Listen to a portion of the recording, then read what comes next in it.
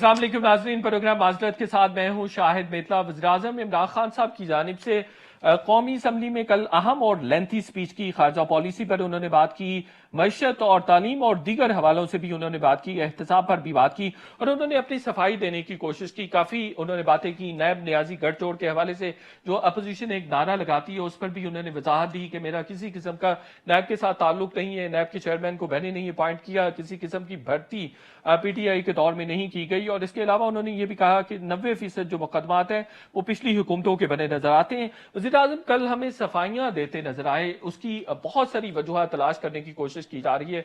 कुछ लोग ये बात करते हैं कि इत्तेहादी नाराज हैं, इंटरनल रिफ्ट्स हैं पार्टी के अंदर। फवाद चौधरी साहब का इंटरव्यू भी सबके सामने है, मीडिया के सामने है, अवाम के सामने है, उसकी वजह से भी दबाव है। और मईशत का जो बहुत ज्यादा प्रेशर है, खराब मईशत का, और उसकी वजह से भी वज़ीर-ए-आज़म दबाव में नजर आते हैं। और ये भी बात फवाद चौधरी साहब ने अपने इंटरव्यू में कही कि हमें वज़ीर-ए-आज़म साहब की जानिब से 6 महीने का वक्त दिया गया है कि 6 महीने हैं परफॉर्म करने के लिए, फिर इसके बाद जो बॉल है वो अपोजिशन के कोर्ट में चली जाएगी। तो ओवरऑल जो कल वज़ीर-ए-आज़म का लबो लहजा था वो बहुत ही मफाहमाना था। इस मफाहमाना और फ्रेंडली जो लबो लहजा है, इसकी क्या वजह हो सकती है, इस पर बात करेंगे। सुहेल वड़ाइच साहब हमारे साथ होंगे और ये भी बात करेंगे कि वज़ीर-ए-आज़म की जानिब से जो अपोजिशन को एक तरह से कहा गया है कि पार्लियामेंट ही तमाम सोल्यूशंस का हल तलाश कर सकता है, इस पर अपोजिशन उनके साथ ताउन करने पर तैयार होगी या नहीं। और ये भी बात करेंगे कि वज़ीर-ए-आज़म का ये दावा कि मईशत बहुत ही खराब हालात में पीटीआई की हुकूमत को मिली, जिसकी वजह से काफी ज्यादा माली और मुआशी मुश्किलात का सामना करना पड़ा, इस पर भी बात करेंगे। एक छोटा सा ब्रेक लेते हैं।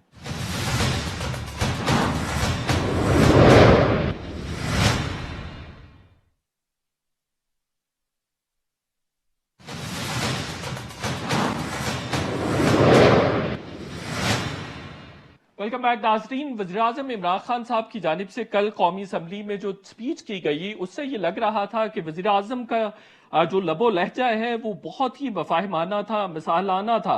और इसके बारे में कहा जा सकता है कि शायद वो किसी किस्म के दबाव का शिकार थे।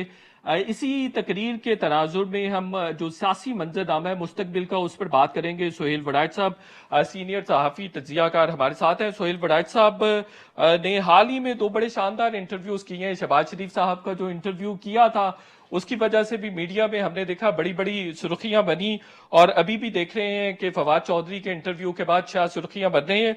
उस्ताद मोहतरम है सुहेल वड़ाइच साहब, आपका बहुत शुक्रिया, आपने टाइम इनायत किया सर। शुक्रिया। सुहेल वड़ाइच साहब, इमरान खान साहब की स्पीच को किस तरह से लिया जा सकता है? एक हारे हुए खिलाड़ी की तकरीर कहा जा सकता है इसको? ये जो पीटीआई के अंदर जो इंटरनल कॉन्फ्लिक्ट है उसकी वजह से इस तरह का दबाव नजर आ रहा है, या जो इत्तेहादी नाराज हो रहे हैं उनकी वजह से? मेरा ख्याल है कि मैं तो इसको मुस्बत तब्दीली कहूँगा, अगर वाकई तब्दीली आई है। अगरचे मुझे शक है कि सिर्फ ये तकरीर की हद तक ना हो, क्योंकि इंसान इतनी जल्दी नहीं बदलते। और दूसरी बात यह है कि ये दबाव तो पूरी कौम की तरफ से है। डिलीवरी का दबाव है, पार्लिमान का दबाव है, काबीना का भी दबाव होगा थोड़ा बहुत, जो इख्तलाफी राय आई है।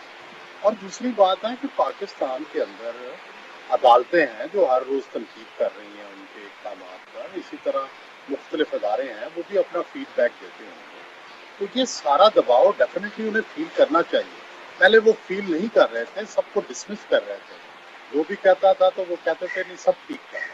अब मेरा ख्याल है कि 1-2 साल के बाद एक रियलिटी का झटका उन्हें लगना चाहिए, और वो बज़ाहिर तकरीर में नजर आया है। लेकिन क्या इसके बाद वाकई तब्दीली आएगी या ये सिर्फ एक तकरीर तक महदूद रहेगी, ये देखना पड़ेगा।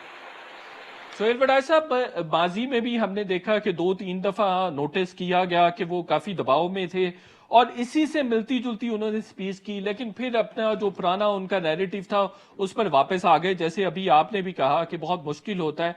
तो मुझे बताइए, ये जो सफाई थी ये अवाम के लिए थी या अपने पार्लियामेंटेरियंस के लिए थी, या जिस तरह से बिलावल भुट्टो जरदारी ने कहा कि ये सिलेक्टर्स को पैसिफाई करने के लिए स्पीच की गई? ओल्ड हैबिट्स डाई हार्ड, ये बड़ा मशहूर मुहावरा है। पुरानी आदतें बड़ी मुश्किल से जाती हैं। तो मैं बिलावल भुट्टो साहब से इत्तफाक करूंगा। देखिए, पॉलिटिशियंस तो बेचारे ना हुकूमत बदल सकते हैं, ना बिलावल भुट्टो, ना शहबाज शरीफ, ना पाकिस्तान के अवाम, ना कोई और दबाव है। अगर कोई दबाव हो सकता है तो वो ऐसे ही शख्स का हो सकता है ना, जो हुकूमत को कोई शाख दे सके, कोई हुकूमत को तब्दील करने की उसकी सलाहियत हो। तो वो पाकिस्तान में इस वक्त 3 अदारे हैं। पार्लियामान, जो कि ज़ाहिर है जिसमें इमरान खान की मेजॉरिटी है। दूसरा सुप्रीम कोर्ट ऑफ पाकिस्तान, क्योंकि वो 2 प्राइम मिनिस्टर्स को पहले निकाल चुके हैं। और तीसरा मुल्क के ताकतवर अदारे, जो ज़ाहिर है अपना दबाव डालते हैं और फिर वज़ीराए आज़म को उसके मुताबिक तब्दीली करनी है। सुहेल वड़ाई साहब, जो उन्होंने कहा कि नैब न्याजी गठजोड़ का बहुत सारा नारा लगाया जाता है और मुझे गालियां दी जाती हैं, नैब में मेरी कोई एक भी भर्ती नहीं है और 90% जो है वो पहले के केसेस हैं, इस बात में कोई किसी किस्म की सदाकत नजर आती है आपको? नहीं, पहला हिस्सा तो बिल्कुल ठीक है उनका, इमरान खान साहब का, कि ये नैब उन्होंने नहीं बनाया, नैब का चेयरमैन उन्होंने नहीं लगाया, ये बिल्कुल दुरुस्त है। नैब के लाज उन्होंने नहीं बनाए, ये भी बिल्कुल दुरुस्त है। लेकिन जो चॉइस ऑफ दी विक्टिम्स है, उसके करने में उनका रोल है कि कौन से लोग जो हैं वो इसका निशाना बने और कौन सा ना बने, इसमें उनका जरूर जो है वो। सुहेल वड़ाई साहब, अभी आपने कहा कि कहीं से दबाव तो है, और तो इसको इस तरह से भी लिया जा सकता है कि जो आपके प्रोग्राम में आपके साथ इंटरव्यू में फवाद चौधरी साहब ने भी कहा कि 6 मंथ्स का हमें टाइम फ्रेम दिया गया है, तो इस टाइम फ्रेम को हतमी कहा जा सकता है कि ये बस अब इनको मिल गया हुआ है, इसी टाइम लिमिट में रहकर इन्होंने परफॉर्म करना है, इससे एक्सटेंड नहीं हो सकेगा टाइम, इनको मिल गया हुआ है डेडलाइन? नहीं, मेरा नहीं ख्याल कि ये कोई हतमी टाइम फ्रेम है, और ये प्राइम मिनिस्टर ने टाइम फ्रेम खुद अपनी कैबिनेट को दिया। देखिए, कोई टाइम फ्रेम तो तब सेट होता है जब लड़ाई शुरू हो जाए। कोई ऐसी लड़ाई नहीं है अदारों के दरमियान और इमरान खान के दरमियान। अपोजिशन की कोई ऐसी मूवमेंट नहीं है जिससे हुकूमत चली जाए। तो बज़ाहिर तो अभी कोई खतरात के बादल मंडला नहीं रहे, लेकिन अगर ज़ाहिर डिलीवरी ना हुई, अगर काम ठीक ना हुए, अगर इकॉनमी ठीक ना हुई, अगर गवर्नेंस ठीक ना हुई, तो फिर बादल आ जाते हैं। आपको पता है, जहाँ गर्मी शदीद हो वहाँ कहीं ना कहीं से काली घटाएं आ जाती हैं। तो इतनी गर्मी ना करें, इतने हालात खराब ना करें कि काली घटाएं कहीं दूर दराज से जो कहीं पड़ी हुई हैं वो ना आ जाए। क्यों? और अभी फिलहाल तो कोई मुझे ऐसी सूरत नजर नहीं आती, लेकिन ऐसी सूरत बनते भी देर नहीं लगती। हमने माजी में भी देखा है कि जब आप डिलीवरी ना करें, बल्कि डिलीवरी भी कर रहे हो तो इस तरह के हालात हो जाते हैं। अब तो डिलीवरी भी नहीं हो रही, तो ये बड़ा इमरान खान के लिए बड़ा एक अच्छा वक्त था कि सब लोगों ने ताउन किया, लेकिन ये अच्छा वक्त हमेशा नहीं रहता। सुहेल वड़ाई साहब, ये जो कल वफाहमाना स्पीच की गई है और अपोजिशन को कहा गया है कि ये डिबेटिंग क्लब हो सकता है, ये डिबेटिंग सोल्यूशन हो सकता है पार्लियामेंट में आना हमारे सबके लिए, चूंकि तमाम मसाइल यहीं से हल होते हैं, तो आप समझते हैं कि अपोजिशन को किसी तरह का कुशन मिल सकता है, इससे कोई रिलीफ मिल सकता है? नहीं, अगर तो देखे चेंज आए, रवैयों में चेंज आए, तो ये पॉजिटिव चीज़ है। हम डेमोक्रेटिक कल्चर के सपोर्टर हैं, हम पार्लियामान की चाहते हैं सुप्रीमेसी हो, पार्लियामान के जरिए मसाइल हल हों। पार्लियामान जो है वो लोगों की नुमाइंदा है, 22 करोड़ आवाम का सुप्रीम अदारा है। तो ये चीज़ें तो पॉजिटिव हैं, यही तो नहीं हो रही, जिसकी वजह से हम समझते हैं डिलीवरी नहीं हो रही। ये जो फवाद चौधरी साहब के बारे में कहा जा रहा है कि उनसे इस्तीफा मांगा गया है, शाह महमूद कुरैशी साहब ने तो 2 इसकी तरदीद की है, असद उमर साहब ने भी की है, आपके ख्याल में फवाद चौधरी साहब से इस्तीफा मांगा गया है? मेरे इल्म में नहीं कि मांगा गया है या नहीं मांगा गया। देखें, बेहतर तो यह है कि इमरान खान साहब दोनों पॉइंट ऑफ व्यू को चलाएं। और जब भी हमने देखा है ना कि कोई इस तरह वजीर को निकाला गया काबीना से, तो वो हीरो बना है, वो जीरो नहीं होता। तो मेरा ख्याल है कि किसी को नया बागी नहीं बनाना चाहिए, बल्कि अपने साथ चलाना चाहिए। जब वो इमरान खान की क़यादत को मानते हैं, इमरान खान की लीडरशिप को मानते हैं, इमरान खान के करिश्मे को मानते हैं, तो फिर क्या, वजीरों के तो इख्तलाफ होने चाहिए आपस में। ये बड़ा पॉजिटिव होता है इमरान खान के लिए।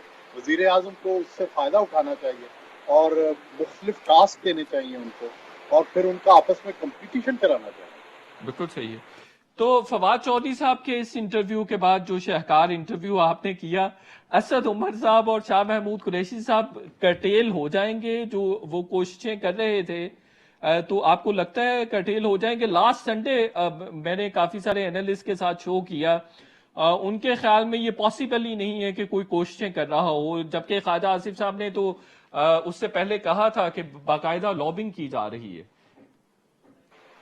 دیکھیے عمران خان کا قد کافی بڑا ہے، بڑے اسد عمر کے مقابلے میں اور شاہ محمود قریشی، لیکن سوال تو یہ ہے نا کہ اگر ڈلیوری نہ ہوئی تو کوئی آپشنز تو کوئی نہ کوئی سوچے گا نا۔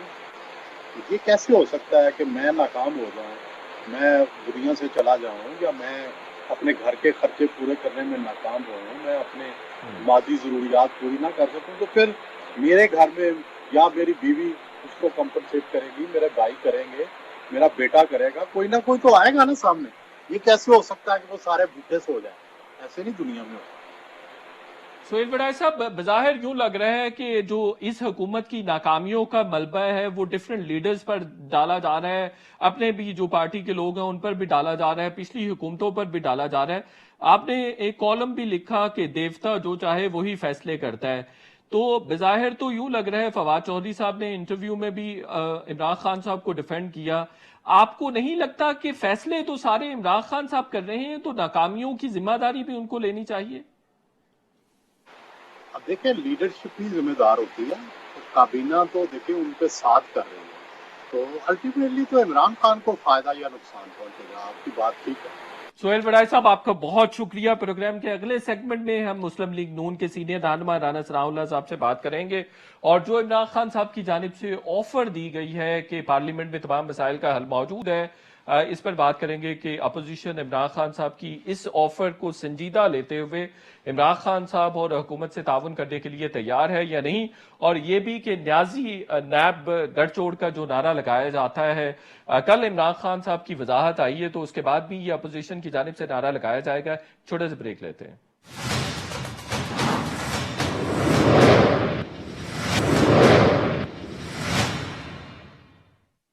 ویلکم بیک ناظرین، عمران خان صاحب کی جانب سے اپوزیشن کو یہ ایک طرح سے دعوت دی گئی ہے کہ پارلیمنٹ میں آ کر ڈیبیٹ کریں، کسی بھی مسئلے کا حل جو ہے وہ پارلیمنٹ سے نکالا جا سکتا ہے۔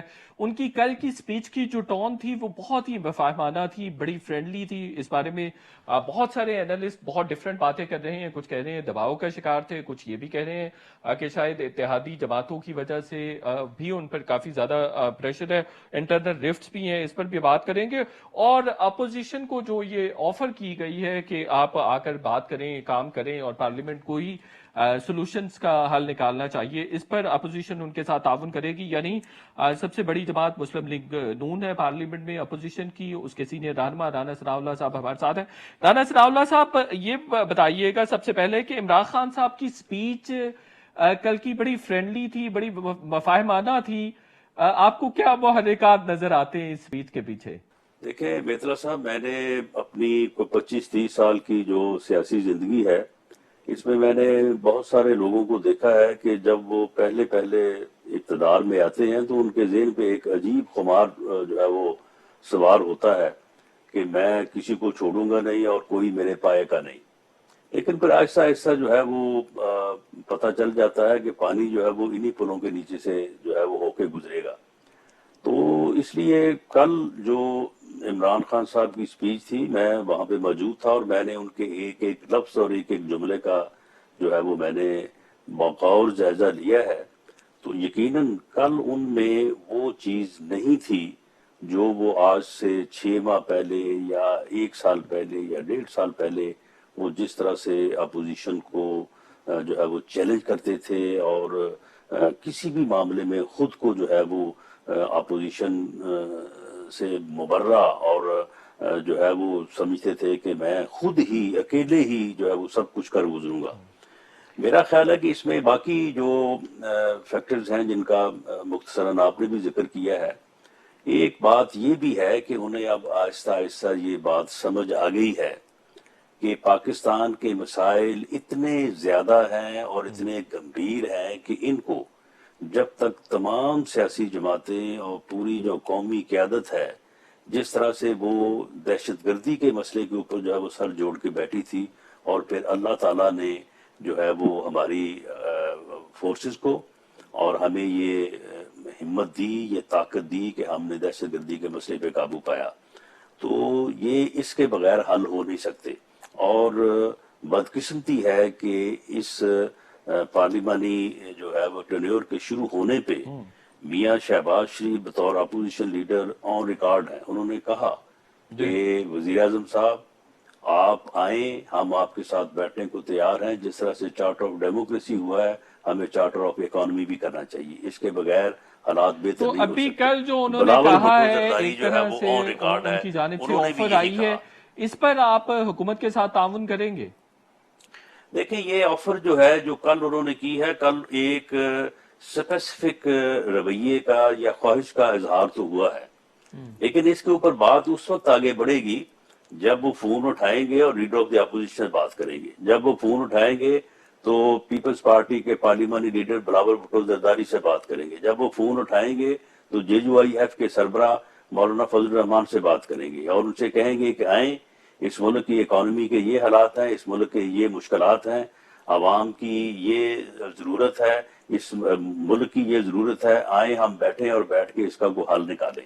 तो यकीनन अगर उन्होंने ये अमल किया, ये सिर्फ इजहार उनकी ख्वाहिश तक ना रहा, तो जो मेरी असेसमेंट है कि उन्हें तौबन मिलेगा, क्योंकि इन हालात से कोई भी ना तो कोई खुश है और ना ही कोई इन हालात से फायदा उठाना चाहता है, क्योंकि इन हालात से अगर कोई फायदा उठाएगा तो वो इस मुल्क और कौम के साथ बिल्कुल जुल्म सही है। करेगा। दानिश राउला साहब, कल उन्होंने काफी सारी जो माजी की चीजें थी वो भी गिनवाई। उन्होंने कहा कि मईशत का बेड़ा गर्क करके गई मुस्लिम लीग नून, अदरवाइज भी हालात कोई अच्छे नहीं थे किसी भी हवाले से।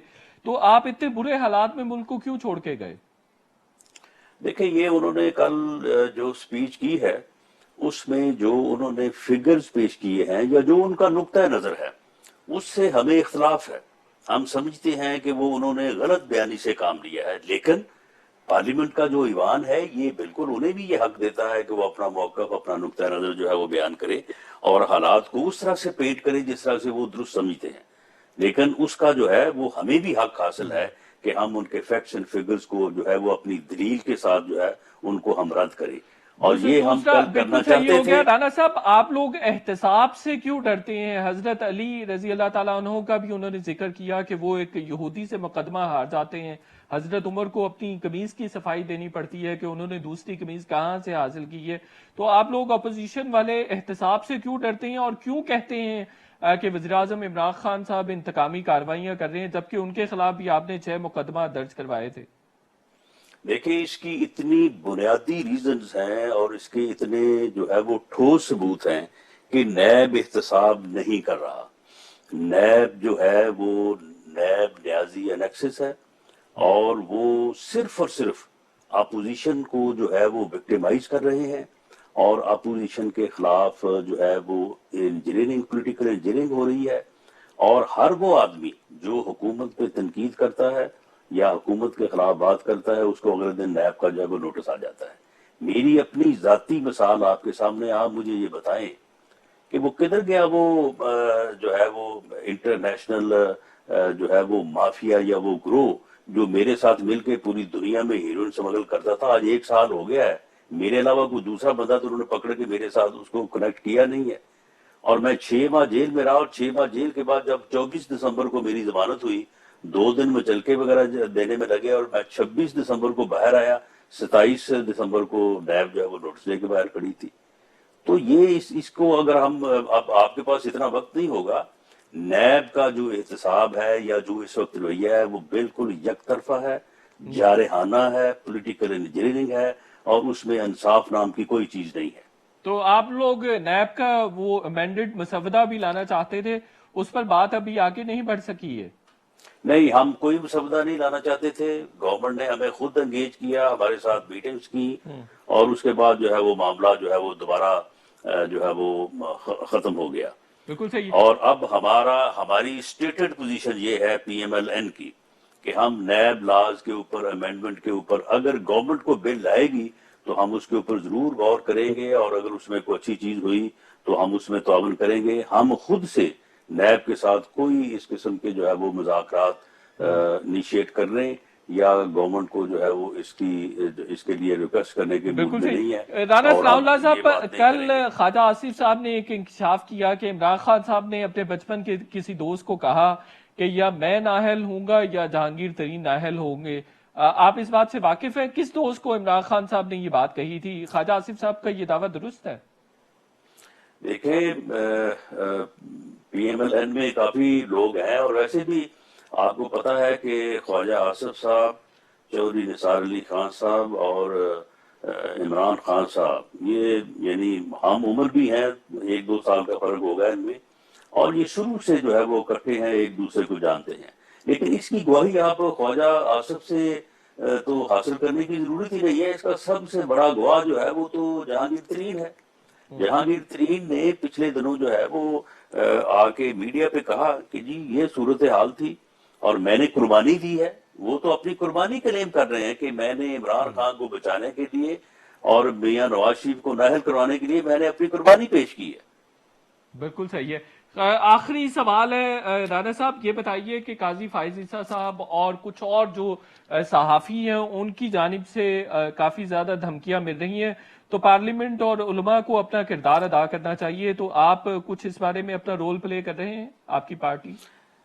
دیکھیں اس میں میں سمجھتا ہوں کہ قاضی فیض عیسیٰ صاحب کا جب فیصلہ آیا جس دن سپریم کورٹ کا، تو فیصلے کے فوراً بعد جو ہے وہ کوئی صحیح طور پہ جو ہے وہ اس کی وضاحت نہیں ہو سکی، اور ہر فریق نے جو ہے وہ اسے اپنے ہی معنی پہنا کے جو ہے وہ اس کے اوپر میڈیا کے اوپر تب سے جو ہے وہ شروع کر دیے. لیکن جب اس فیصلے کو پڑھا گیا ہے اور اس فیصلے کو سمجھا گیا ہے تو وہ بہت ہی ایک بیلنسڈ فیصلہ ہے. اس فیصلے میں معزز ججز نے، سپریم کورٹ نے، نہ صرف یہ کہ جو گورنمنٹ کی طرف سے یا بہرحال جس طرح سے بھی ایک ایلیگیشن تھی قاضی فیض عیسیٰ صاحب کی بیوی کے حوالے سے کہ ان کے کچھ ایسٹس ہیں اور انہوں نے ڈکلیئر نہیں کیے، انہوں نے اس معاملے کو بھی جو ہے وہ دفن نہیں کیا، بلکہ ایک بہت ہی جو ہے وہ اپروپریٹ سوچ اپنائی اور اس معاملے کو ایف بی آر کو کہا کہ آپ یہ دیکھ لیں اور اس میں کوئی چیز ہے تو آپ ہمیں بھیج دیں. اور دوسری طرف جو قاضی فائز عیسیٰ صاحب کا یہ موقف تھا کہ جی ان ایسٹ سے متعلق انکوائری کیے بغیر اور یہ دیکھے بغیر کہ میری یہ وائف کے ہیں اور وہ انڈیپینڈنٹ ہے، وہ میرے اوپر ڈیپینڈنٹ نہیں ہے، تو یہ خواہ مخواہ جو ہے وہ میرے خلاف ریفرنس دائر کر دیا گیا ہے، جبکہ اس کو پہلے انکوائر نہیں کیا گیا. تو اس کو بھی جو ہے وہ انہوں نے تسلیم کیا. تو میں سمجھتا ہوں کہ ہماری عدلیہ آزاد ہے، اس کے فیصلے جو ہیں وہ بہت ہی آئینی اور قانونی لحاظ سے جو ہے وہ بہت درست ہیں، لوگ اس سے مطمئن ہیں. تو ایسے عناصر جس طرح سے ایک کوئی سو کارڈ عالم دین ہے، ان کی طرف سے ایک ویڈیو وائرل کی گئی ہے، یہ انتہائی غلط ہے. اور ہمیں پورے معاشرے کو، اس میں صرف باز کو نہیں، اس میں صرف عدلیہ کو نہیں، اس میں صرف پارلیمنٹیرین یا سیاستدانوں کو نہیں، اس میں میڈیا کو بھی اور تمام سیگمنٹ آف سوسائٹی جو ہے انہیں اس میں اپنا رول جو ہے وہ ادا کرنا چاہیے، اور اس قسم کی انتہا پسندانہ سوچ جو ہے اس کو پوری طرح سے جو ہے اس کو سنب کرنا چاہیے. رانا ثناء اللہ صاحب، بہت شکریہ، آپ نے قیمتی وقت عنایت کیا. آگے بڑھیں گے اور ماہر معیشت اشفاق احمد اللہ صاحب ہمارے ساتھ ہوں گے. جو حکومت کی جانب سے کل دعویٰ سامنے آیا ہے کہ ہمیں خراب حالت میں معیشت ملی تھی، اس کی وجہ سے آج بھی مشکلات کا شکار ہیں. ایک چھوٹے سے بریک لیتے ہیں.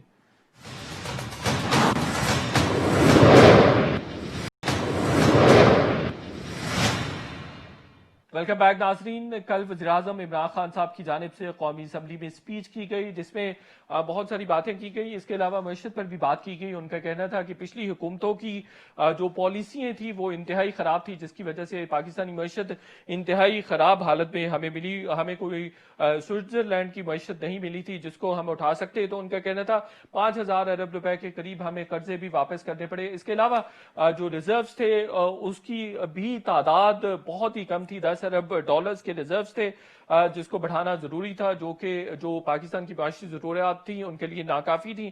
ہمارے ساتھ ماہر معیشت اشفاق احمد اللہ صاحب ہیں. عمران صاحب کے ان تمام دعووں کا جائزہ لیں گے. السلام علیکم اشفاق احمد اللہ صاحب. وعلیکم السلام ورحمۃ اللہ.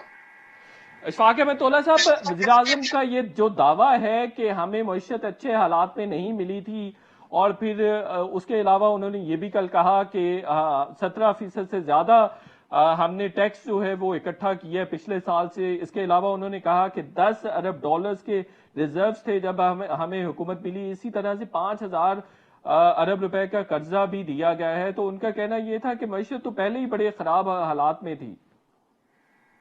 بسم اللہ الرحمن الرحیم. جب سے میں پیدا ہوا ہوں اور آج تک دو چیزیں میں نے سنی ہے جب بھی حکومت تبدیل ہوئی ہے. ایک ہوتا ہے پاکستان بڑے نازک مراحل سے گزر رہا ہے، اور دوسرا ہوتا ہے ہمیں معیشت آکسیجن پہ ملی تھی.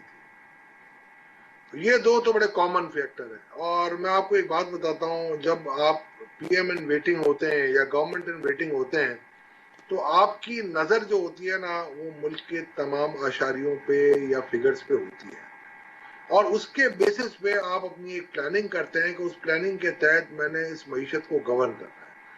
آج جو سپر پاورز ہیں ہمارے دنیا میں، وہ ساری وہ سپر پاورز ہیں جنہوں نے اپنی معیشت کو سپر پاور بنایا ہے. تو میں جب دیکھتا ہوں اور جب یہ میں بات سنتا ہوں، میں ان کی بات نہیں کرتا، میں سیاست میں کوئی بات نہیں کروں گا آپ سے. کوئی بھی حکومت آتی ہے تو وہ یہی کہتی ہے کہ جی معیشت مجھے آئی سی یو میں ملی تھی، اب شاید وینٹیلیٹر کا ورڈ یوز ہونا شروع ہو جائے گا، اور پھر یہ کہا جاتا ہے کہ جی میں نے اس کو بڑا سنبھالا دیا اور ہم بڑی کوشش کر رہے ہیں. تو میں یہ سمجھتا ہوں یہ ایک پولیٹیکل ایک اسٹیٹمنٹ ہے، اور اس کو ہمیں میرا خیال ہے سیریسلی نہیں لینا چاہیے. تو اب فگرز کے ساتھ اور جہاں فیکٹس کے ساتھ ہم اس سٹیٹمنٹ کو کس طرح سے کاؤنٹر کر سکتے ہیں؟ جی اب ہم آ جاتے ہیں اس کی حقائق میں. ان کی یہ بات کہنا بجا ہے کہ آپ کی ایکسپورٹس جو ہے نا وہ کم ہوئی تھی، اور یہ بات بالکل ٹھیک ہے. آپ کی ایکسپورٹس ایک سٹیج پہ 24 ارب ڈالر سے پھر جا کے آپ کا ریورسل ہوا تھا. مگر آپ کو اگر یاد ہوگا کہ بیچ میں 1 یا 1.5 سال ایسا آیا تھا جہاں کموڈٹی پوری کریش ہوئی تھی، اور جی جس کا بینیفٹ پاکستان نے بھی اٹھایا تھا. آئل کے اندر آپ کے جو کم پرائزز تھے تو آپ نے امپورٹ میں بھی اٹھایا اور ایکسپورٹ میں بھی اٹھایا. اچھا، ہم اس کو فگرز کو تھوڑا آئسولیٹ کر کے میں ایک چیز کو میں شاید صاحب آپ کو بتاؤں گا. جب میں بات کروں گا شرح نمو یا جی ڈی پی گروتھ کی، تو جی ڈی پی گروتھ 2013 میں جب 3% سے بڑھ کے آپ کی 5.5% یا 5.8% آپ کی پروویژنل تھی، اور 5.5% یہ آپ کی ریوائز ہو گئی تھی، اور ایکچولی میرا خیال ہے اسی ریجن میں آ گئی ہے. تو اس جی کا مطلب ہے آپ کی معیشت میں بہتری آئی تھی، اس کا تو کوئی انکاری نہیں ہو سکتا. آپ نے مار کہاں کھائی ہے؟ جو پچھلے رجیم نے وہ کھائی تھی، انہوں نے میرا خیال ہے کوئی 2000 ارب کے قریب انہوں نے جو اپنی ٹیکس ریونیو زیادہ کمائی تھی، جی کیونکہ 1900 ارب سے 3800 ارب پہ جب پہنچے تھے، ڈبل ہوئی تھی 5 سال میں. تو اس کے وجہ سے 17% جو انہوں نے نیشنل آپ کا این ایف سی ایوارڈ کے طور پہ ایڈیشنل دیے تھے صوبوں کو، وہ ان کا ایک بہت بڑا وہ ہو گیا تھا. اچھا، جب 2013 میں اگر آپ دیکھیں گے تو آپ کا 12,000 ارب کا قرضہ تھا نیٹ آف آپ کا جو کیش بیلنسز آپ کے پاس ہے، جی اور آپ کی جی ڈی پی تھی میرا خیال ہے 22,000 ارب، 20 یا 22,000 ارب تھی. اور 4 سال بعد 2017 کے جون میں جب آپ دیکھیں گے تو وہی قرضے تھے 18,000 یا 19,000 ارب، اور اس وقت کی جی ڈی پی آپ کی تھی 33 یا 34,000 ارب.